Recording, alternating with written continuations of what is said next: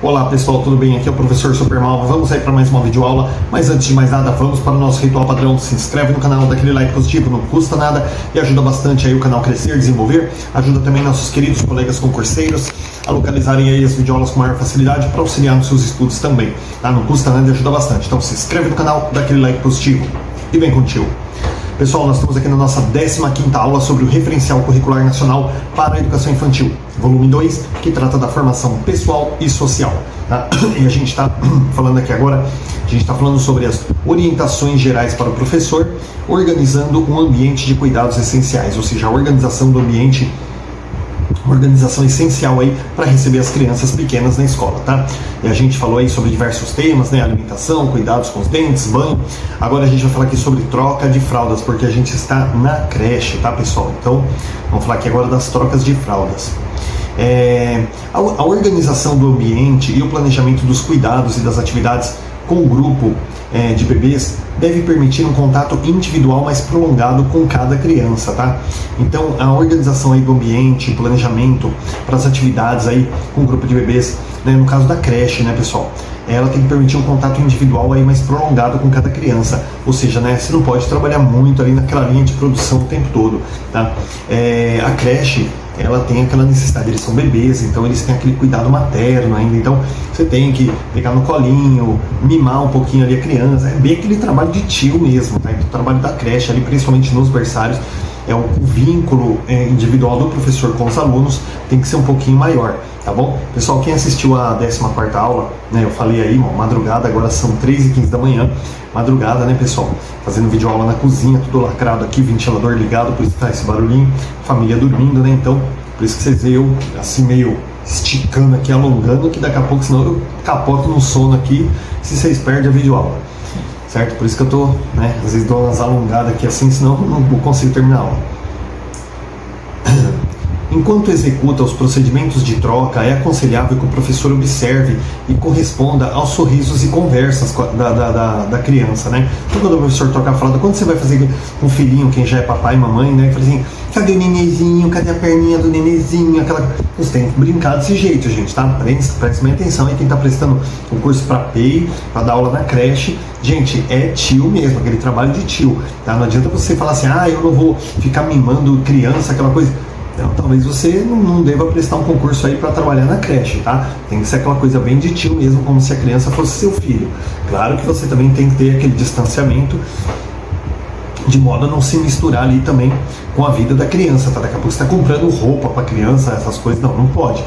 Mas você tem que ter esse vínculo muito forte com a criança, tá? Então fala que corresponda aí aos sorrisos, conversas, gestos e movimentos da criança. Para evitar que esse cuidado individualizado implique num longo tempo de espera para as demais crianças ou se torne uma rotina mecanizada, é importante considerar o número de bebês sob a responsabilidade de cada professor, a localização e as condições do local e a troca e a organização de trabalho também. Então, assim, claro, você também não vai ficar 20 minutos ali com cada bebê, porque, poxa, às vezes você pega ali e dá uma média de 5, 6 bebês para cada professor, né? Aí você fala, vou ficar meia hora com cada um, gente, não dá, né? Porque você imagina, o último bebê, ele vai ficar 3 horas e meia esperando para pegar um pouquinho no colo? Não pode, né? Então tem que ser um tempinho mais curto, né? Uns 5, 10 minutos cada bebê, né? E mesmo que você faça uma rotatividade, pegue o primeiro de novo depois, mas tem que ser períodos curtos ali para que o outro bebê também, né, não se sinta abandonado nesse período aí que ele tem que ter uma espera tão grande ali para ganhar um pouco de carinho. Os procedimentos com a higiene e a proteção da pele proporcionam bem-estar às crianças e permitem que elas percebam a sensação de estar seca e molhada. A observação pelo professor da frequência das eliminações, do aspecto do cocô, do xixi, do estado da pele da criança, fornece dados sobre a saúde e o conforto de cada criança e aponta para outros cuidados que forem necessários. Gente, isso aqui é muito importante porque, assim, quando eu fui trabalhar na creche, às vezes eu não estou olhando para vocês porque eu estou editando, né, a matéria aqui, tá bom, pessoal, enquanto eu falo.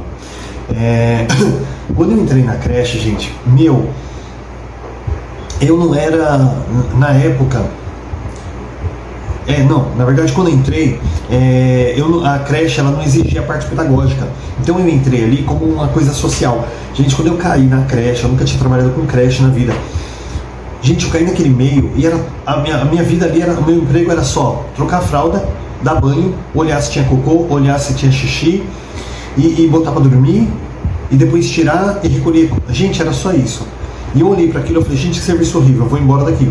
Mas eu precisava do emprego, eu precisava da experiência também. E ali eu respirei fundo e falei, respirei fundo fora do trocador, gente, se eu respirasse fundo lá dentro eu morria. Mas eu respirei fundo e falei, eu vou ter que segurar a barra. Então foi, 3 anos e meio dificílimos ali na creche.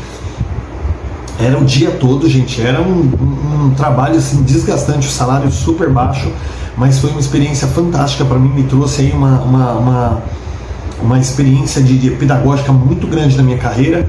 E assim, é uma coisa para vocês refletirem, tá? Porque é aquela coisa, você tem que trocar a fralda, você tem que ver a textura do cocô, você não vai ficar pegando, apertando, mas você olha na fralda, se tá durinho, se ele tiver muito mole, né?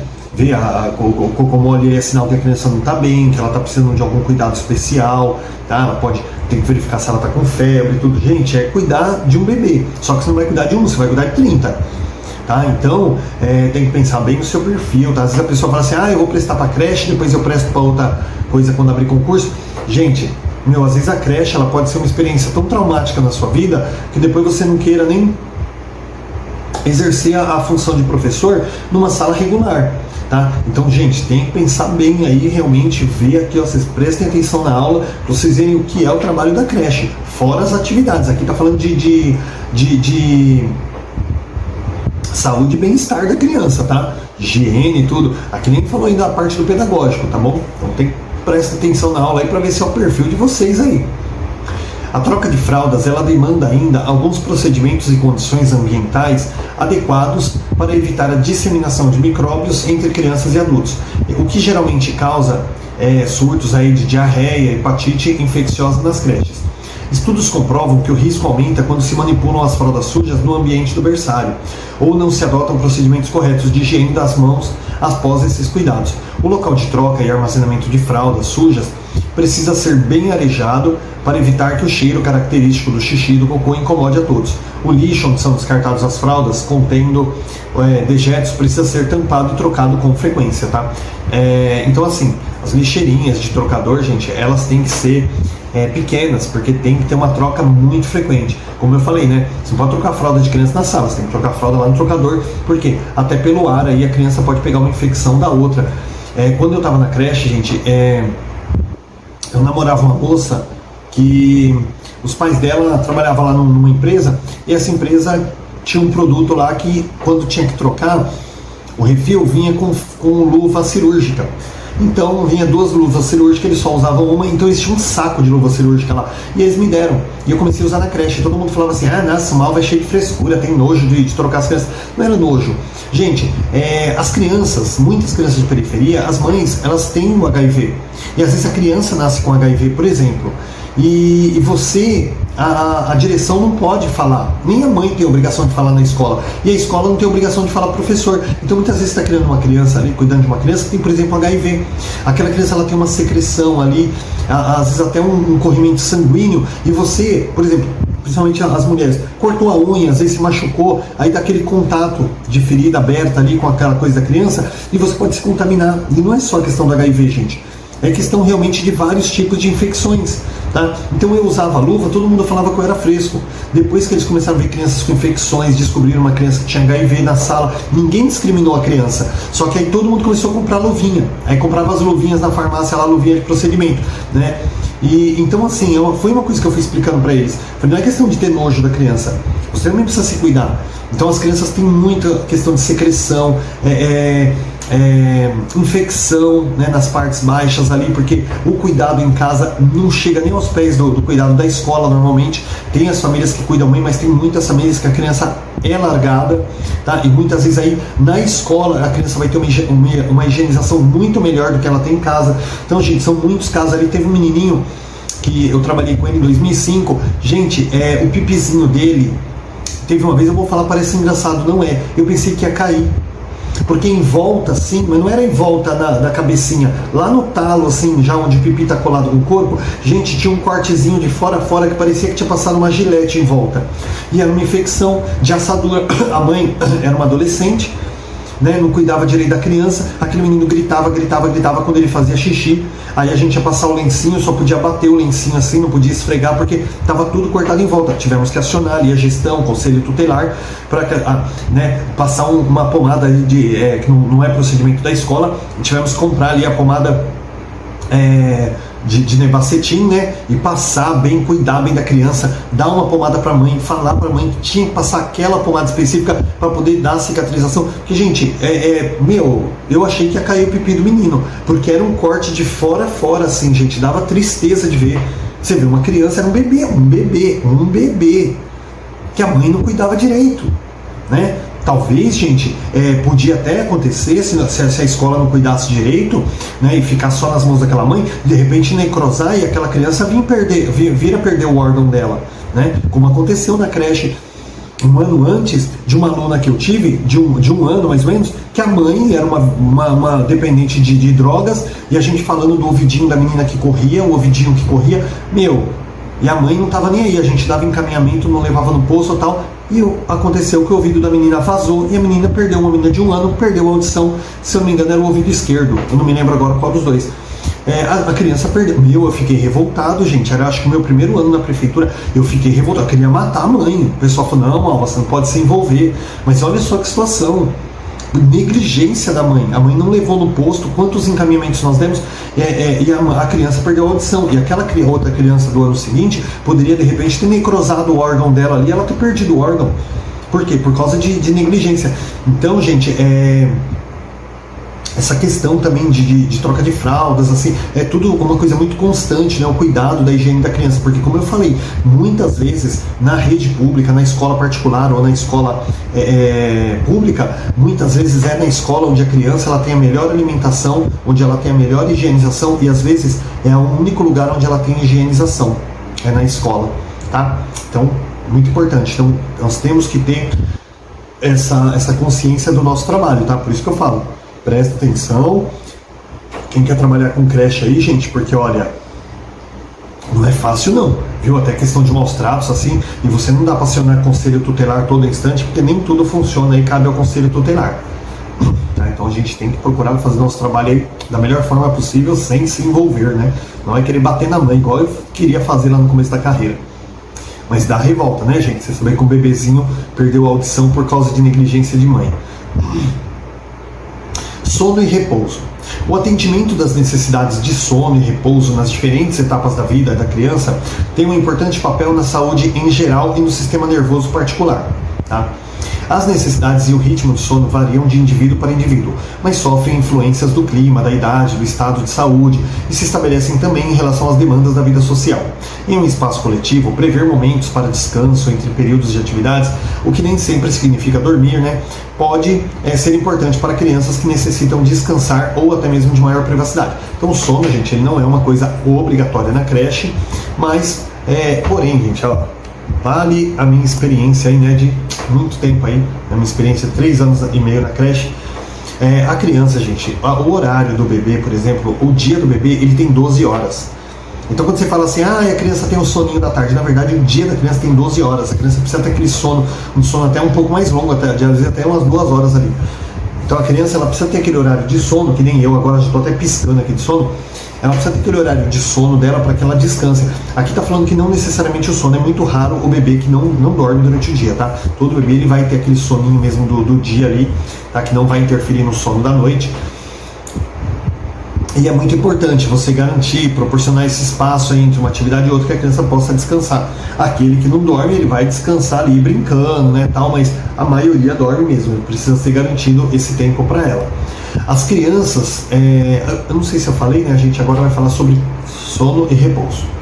As crianças que chegam à instituição de madrugada, muitas vezes estão sonolentas e precisam ser logo levadas para o berço ou colchonete e podem sentir-se mais seguras se conversam ali consigo, se conservam, né, consigo seu boneco ou travesseiro preferido, sua chupeta ou cobertor, tá? Então essa questão da chupeta, cobertorzinho, aí, um bonequinho, também, quando a criança vai dormir, né, não pode ser negado à criança, né? Às vezes ela se sente mais segura se ela tiver aquele bichinho ali perto dela, tá bom?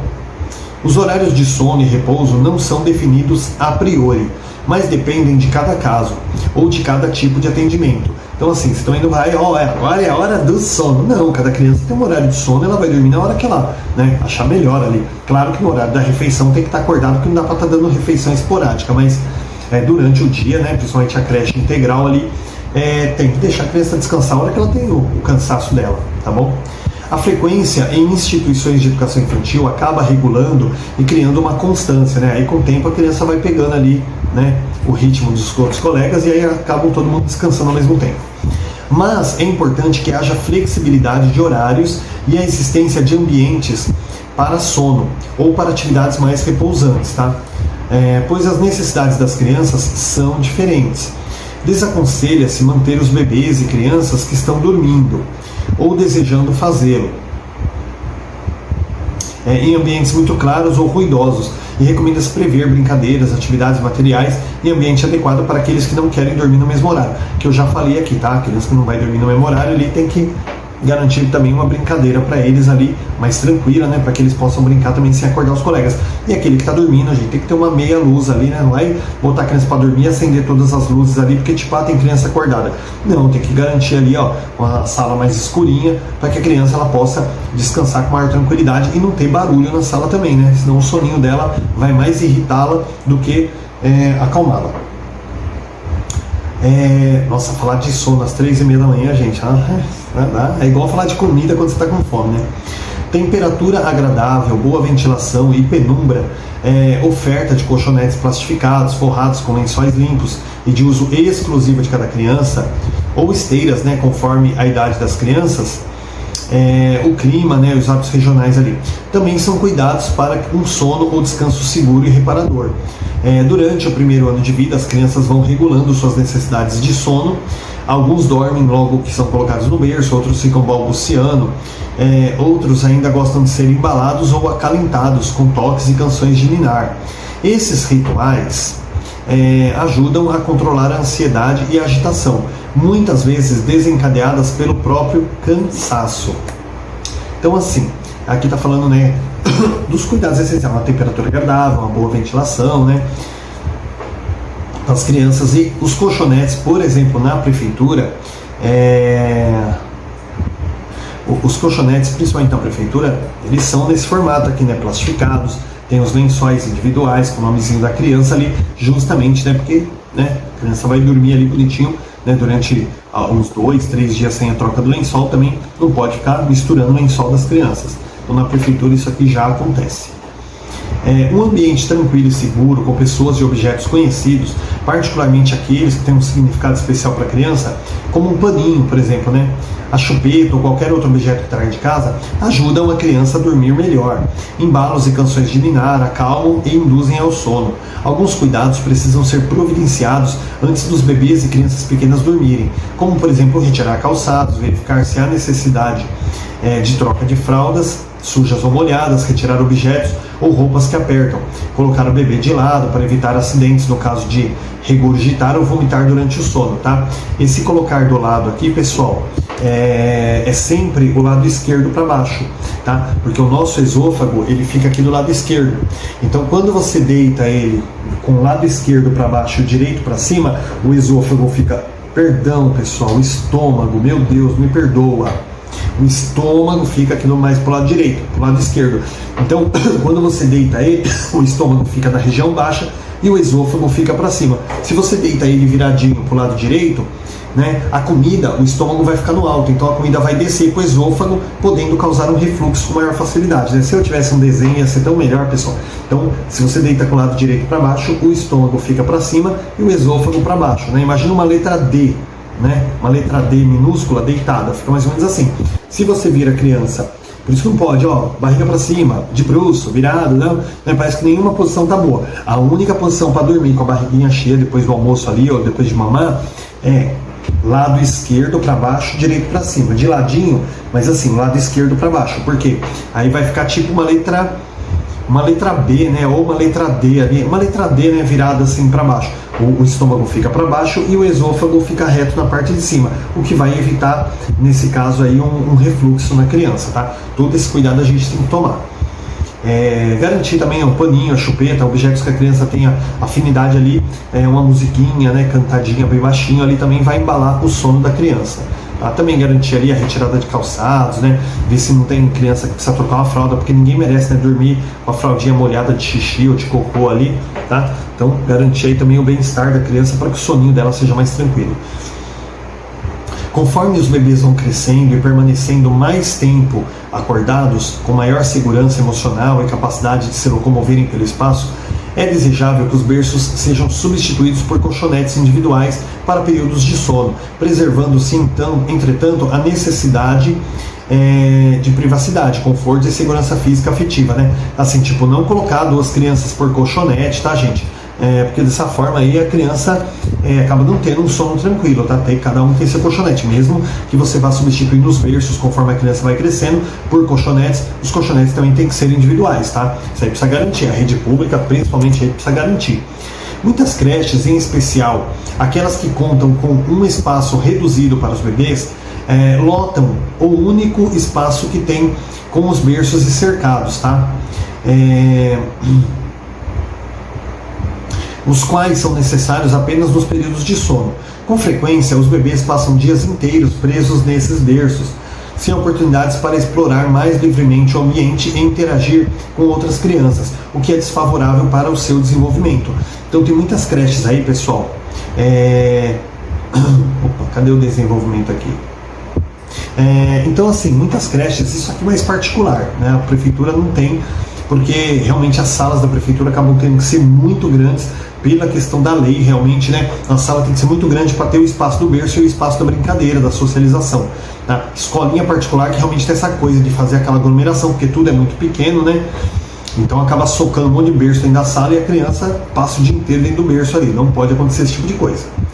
A organização do berçário, com vários cantos estruturados, com colchonetes e almofadas, né, que promovem a livre movimentação e exploração dos bebês e a sua interação com objetos e companheiros, né, possibilita maior liberdade de ação, ao mesmo tempo períodos de relaxamento e acolhimento. Então uma boa organização do espaço aí, né, permite aí uma maior interação de objetos, também com companheiros, e possibilita também uma liberdade maior aí de ação das crianças, né, ao mesmo tempo ali períodos de relaxamento e acolhimento.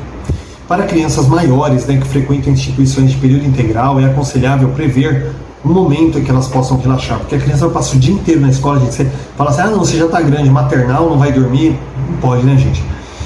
Tem que prover aí um momento que essa criança possa relaxar um pouco, né? Com atividades mais livres e tranquilas, em que possam repor suas energias ou terem a necessidade até da privacidade de um isolamento, respeitado até mesmo aí o soninho. Às vezes, algumas crianças, dependendo do clima e do número de horas de sono à noite, precisam também de um breve cochilo, acabei de falar, né, na instituição. Para isso, é necessário um local tranquilo e confortável para que essas crianças possam descansar, enquanto as demais desenvolvem outras atividades ali, uma vez que você não pode também ficar obrigando a criança a dormir, né, se ela não está com sono.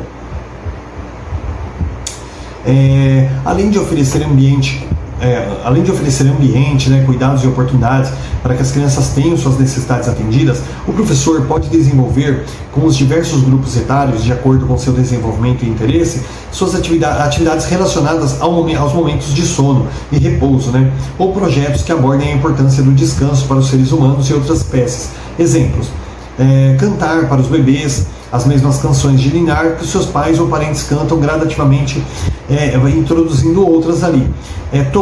Trocar, embalar, massagear, acalentar os bebês que desejarem ou necessitem desse cuidado para relaxar e dormir.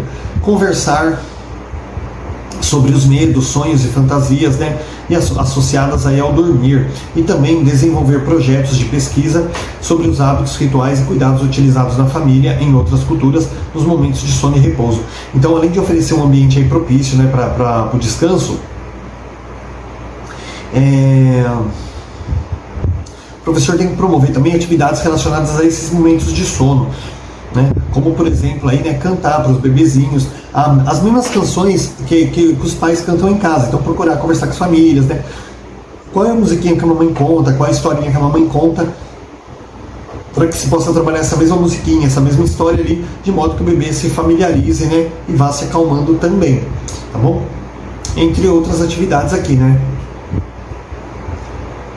e também, né, desenvolver projetos de pesquisa sobre os hábitos, né, rituais, cuidados aí utilizados na família, né, em outras culturas aí para essa questão do momento do sono também, né? Às vezes a família tem algum outro hábito também importante trabalhar para que a criança ela se sinta em casa, tá? Uma vez que nós estamos trabalhando com bebês, né? Para que a criança ela se sinta ali como se ela estivesse na casa dela. Dessa forma, ela vai ter um repouso ali bem mais tranquilo, tá? Gente, a gente vai ficando por aqui. Tá com 25 minutos, mas a gente vai começar uma outra temática agora, tá? A gente não vai mais falar sobre organizando um ambiente de cuidados essenciais. Agora a gente vai falar sobre organização do tempo. Então a gente vai fazer isso na próxima aula, que eu não vou dar 5 minutinhos de uma temática nova aqui e quebrar ela no meio, tá bom? Bons estudos, não esquece de se inscrever, de dar aquele like positivo. Bons estudos e até a próxima aula.